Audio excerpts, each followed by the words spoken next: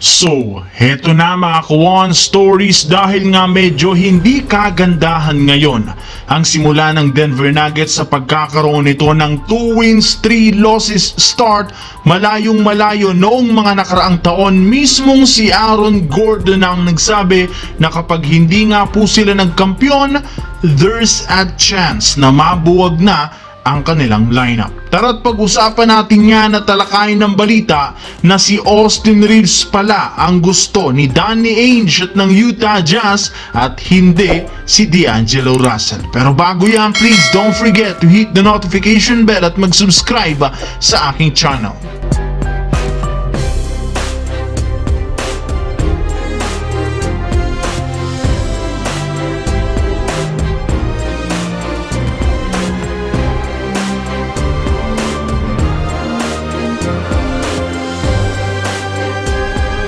Nakangiti na nga sana mga Kawan Story sa mga fans ng Denver Nuggets matapos silang lumamang ng 10 points sa last 3 minutes laban sa Minnesota.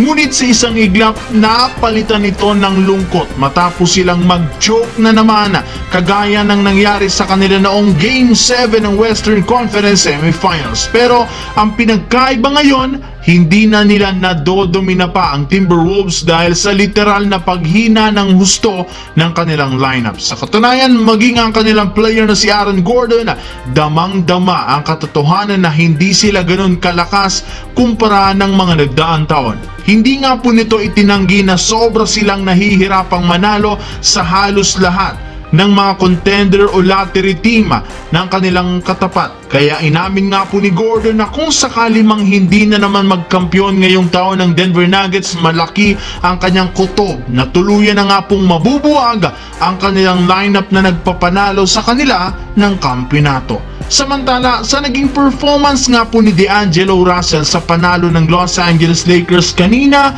laban sa Toronto Raptors, mukhang narinig na naman ito ang mga nagsilabasang trade sa kanya. Kung inyo nga pong matatandaan, last year mas gumanda ang laro nito dahil sa mga nagsilabasang trade sa kanya at nangangamoy na nangyayari na naman ito ngayon matapos niyang salbahin ang Lakers mula sa pagkakatso. Pero ayon sa inilabas na balita, hindi rin naman nga po matutuloy ang sinasabing trade ng Lakers kay D'Angelo kapalit ang sentro na si Walker Kessler dahil mismong front office na ng Utah Jazz ang umayaw sa ganitong klaseng proposal.